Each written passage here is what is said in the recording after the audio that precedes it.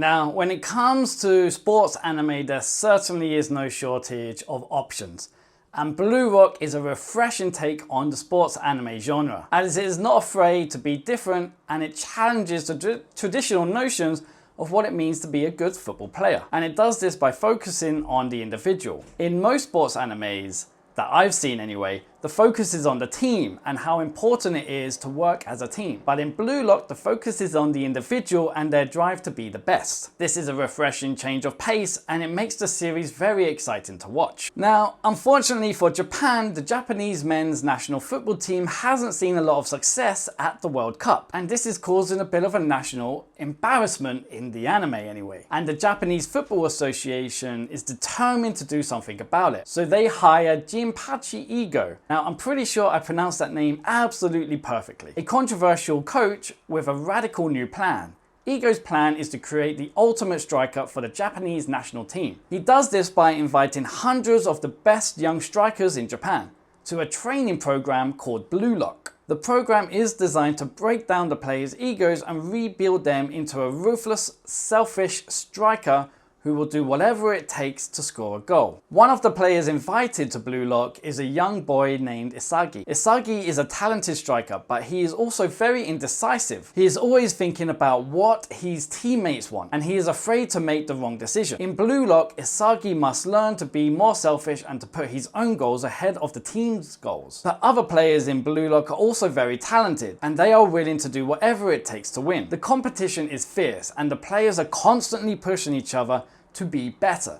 In Blue Lock, Isagi will learn what it takes to be the best striker in the world. However, the story of Blue Lock is about more than just football. It's also about the power of the human spirit. It is also what it takes to achieve your dreams, even when everyone else is telling you you can't do it. It also is about the importance of self-belief and determination. And that is a lot of things from one anime. Where Blue Lock is similar to other sports animes, in my opinion, are all the well-developed amazing characters that are in the show. Each character has their own unique personalities and motivations, and they all have something to contribute to the story. The characters are also very relatable and it's easy to root for them throughout the series. Now, one thing I kept thinking about when I was watching this show is actually I think it's very similar to Squid Games, and yet I am talking about the Netflix South Korean show Squid Games. Now, this isn't an 18+ anime, so it is going to be questionable about how I come to this conclusion, but let me give you a minute to explain why I think this is the sports anime, the Squid Games version of sports anime,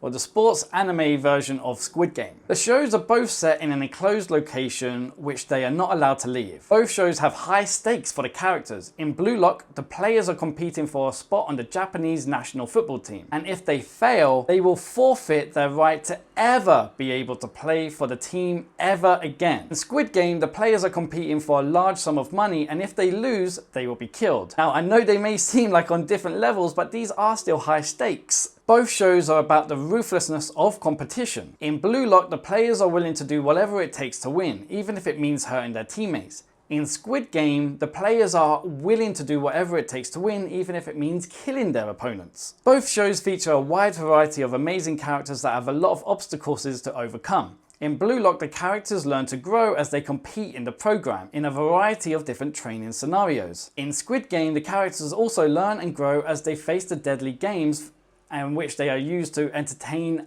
onlookers. The characters in both shows are driven by their ambition to succeed, and they are determined to overcome anything in their way. So obviously Squid Game is much more extreme, but Blue Lock is a sports anime, and I do feel this is the Squid Game of the sports anime of Squid Game, where everything gets whittled down to one person winning at any cost necessary. So clearly I like Blue Lock a lot, and I do think it's a fantastic show, and as a football fan, I particularly like seeing an anime of a sport I love, considering I've watched many animes of sports I know nothing about. So it's very interesting to watch this from an angle of actually I know a lot about this sport already, and to see their spin on it. And especially the ruthlessness of the one, when we've had fantastic players like Cristiano Ronaldo, who could often be seen as very egotistical, but yet everyone acknowledges that he is just a superstar player, and trying to create an anime, basically create the next Cristiano Ronaldo. However, the show isn't obviously perfect, and there are many aspects in which the show falls down slightly. So the show focuses on how the men's national team have constantly failed, but the show fails to mention the success of the Japanese women's national team. In 2011, the Japanese team won the World Cup, and they were also the runners-up in 2015. So Japan has seen some major success at the World Cup, and I feel like they could have at least mentioned this in the show. There are a lot of characters in these shows, and especially when you have teams that are usually made up of 11 aside. There's 22 characters instantly you might need to create. So the show takes a long time developing all of these characters, and having to slowly see the backstory of characters that are less interesting evolve very slowly does get a little boring. The show is set in a training center, and they rarely leave this location, making it feel more like a prison show at times. Even though this is probably what they were going for, it does make the scenery less interesting. But overall, this is a really fun anime, and the series can be very intense with lots of action sequences and suspense. The series does a great job of balancing the action with the drama though. There are plenty of exciting football matches to keep you on the edge of your seat, but there are also plenty of character development to keep you interested in the story, as the series does a very good job of showing the mental side of football as well. So it's not just about the physical skill, but also overcoming mental toughness and determination to reach your goal, which is to become the best striker ever. I do find sports animes to be very motivating myself, and makes me more and more excited to play the game once again. So now I'm starting to think of maybe I want to find like a 5-a-side team and start playing football again once I had finished watching this anime, just like I wanted to start playing volleyball after I watched Haiku. So obvious recommendations would be anything from the sports anime genre. I personally like Haiku, Slam Dunk,